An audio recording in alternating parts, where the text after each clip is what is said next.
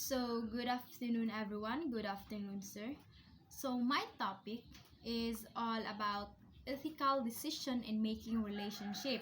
So, before we proceed, let us define first what is ethical decision in making relationship.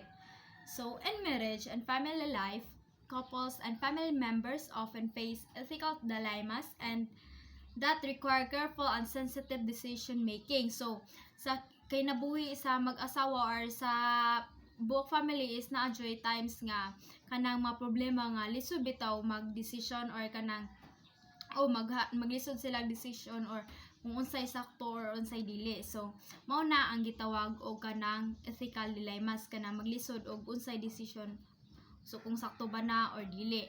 So, kailangan mo takes care of sensitivity, mga kanang kuan, mga kanang and thinking about what the best bitaw para sa karang inyong whole family. Kung unsay maayo nga decision.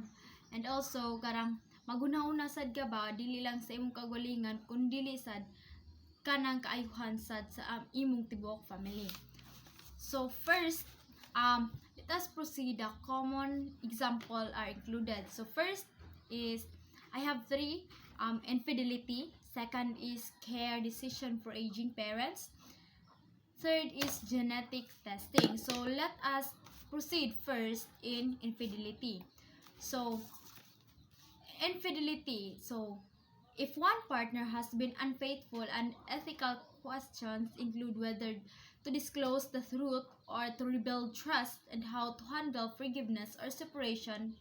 It raises a deep question of honesty, responsibility and respect. So, kanang kung nahay is imong partner is kunahay nag-cheat bitaw. So, ikaw as a partner is maglisod na kag-build o kanang pagsalig sa imong karang partner, dili nakakasalig niya ba or nagsulti ba siya sa kanang sa tinuod or karang unsabay karang unsaon nimo nga kanang mukuan kag mo maglisod na ka og salig, maglisod na kag balik og salig niya or kanang kung na siya irason maglisod kag tuo kung ni sulti ba siya sa tinuod, and also kanang maglisod sad ka og unsaon nimo pag karang handle bitaw sa situation kung imo ba siyang pasayloon nya what if kung imo pasayloon mo balik na sa buhat, and also maguna-una sad ka ba or unsa may maayo kung biyaan na ba o inga na. So kanang kani nga situation is lisod jud kay ni siya nga decision para sa kay dili ra man gud ikaw ang mag-suffer ani kun dili ang imo sang family. So karang because kanang it involves values, mga kanang like being honest or karang being responsible nga kanang kung nagpakita ba jud siya og batasan bitaw ang imong partner. So next, let us proceed on care decision for aging parents. So families are often struggle with decision about placing elderly parents in nursing home, providing care, or making end of life decisions. So kani nga decision is maglisod ka og decide ani ba og kanang kailangan ba sa imong parents o kailangan ba nga ipadala nimo imong parents sa mga mga nursing home, or kailangan ba ikaw mo karang magdesisyon ka kung ikaw ba mo atiman sa imong parents or kanang imo ra ba siyang alagaan sa kanang inyong balay ba sa imo siyang balay papuyon, or also kanang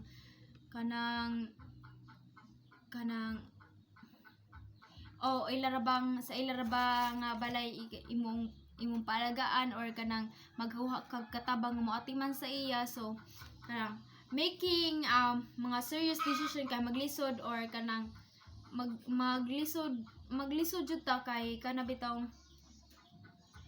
especially kana bitaw imong parents is makakuan jud ka nga naglisod na or nagpinal na is magkuan ka ba nga kanang magkuan jud ka sa imong decision kay maluoy ka kay inga na imong mama talimatyo na inga na. So kani nga mga choices kay lisod kay it involves karang first love, second is kanang more responsibility, third is money jud important sa tanan, and also kanang the well-being of the parent bitaw. Ethical concerns involve respecting anatomy. Yes, anatomy. So kani siya is maglisod kag garang una sa ethical concern is di ba mo na ang kanang maglisod kag decision og unsay sakto para sa kayuhan sa imong mama, sa imong parents, kung unsay kayuhan or unsay dili. So involve respecting autonomy, imo siyang pa-desisyonon kung unsa ba makaya pa ba niya or kaya ba niya nga kanang siya jud mismo ang magdesisyon ba. Siya mo hatag og desisyon nga gikan jud sa iya ha. And when we say kanang ensuring family dignity is mao ni ang kanang imo silang itrato with respect and also nga imong ipakita sa ila nga importante jud sila nga kanang may halaga jud sila ba kay nabay ubano karang maka-feel sila nga dili na sila importante nga mas maayo na lang nga mawagtang sila kay tungod di na sila importante. And also balancing care and giving burdens among the family members. So kanang making sure nga dili kanang kuan bitaw kanang making sure nga dili bitaw kanang sa usa ka pamilya is na bitaw usa ka member nga mao'y mag-suffer nga mag-atiman, like for example nga kanang igsoon ni siya ray maatiman ana imurang pasagdan kana silbi siya ma-pressure ba siya ma-stress sa maatiman sa imong parents. So dapat kamo tanan is puli-puli jud nga moatiman. So next is genetic testing. So as a genetic testing technology advances, family must decide whether to undergo tests that might reveal future illnesses.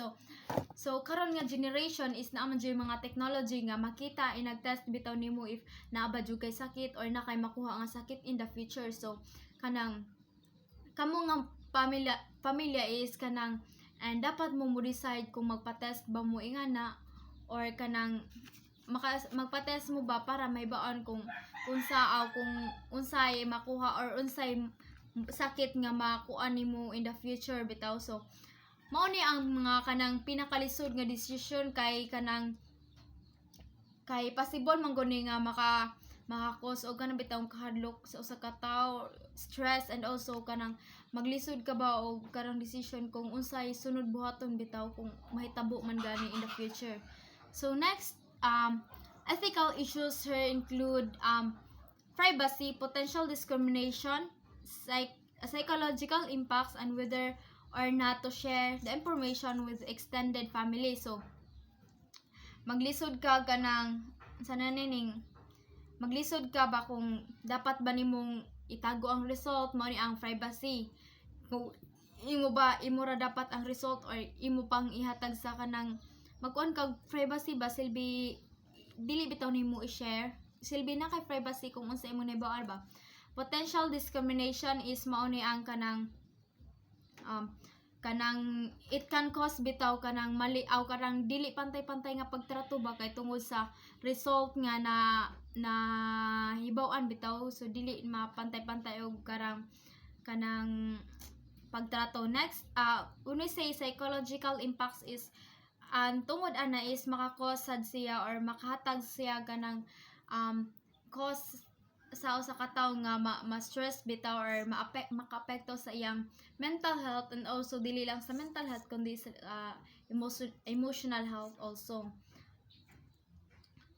Or imo bang pilion nga dili na lang i-share sa imo mga kaligot bitaw, dili nimo kanang kuan nila i-share kung unsa ang naa sa result ba. So naara man na nimo ang decision. So in conclusion, ethical decision making requires a balancing honesty, responsibility, fairness, respect, and compassion while navigating complex interests and family. So ethical decision making is kinahanglan jud imong hunahunahon kung unsa bay sakto or mali. So dili lang imong kaugalingon mo imong hunahunahon kung dili maghunahuna sad ka sa imong mga families. So that's all. Thank you for listening.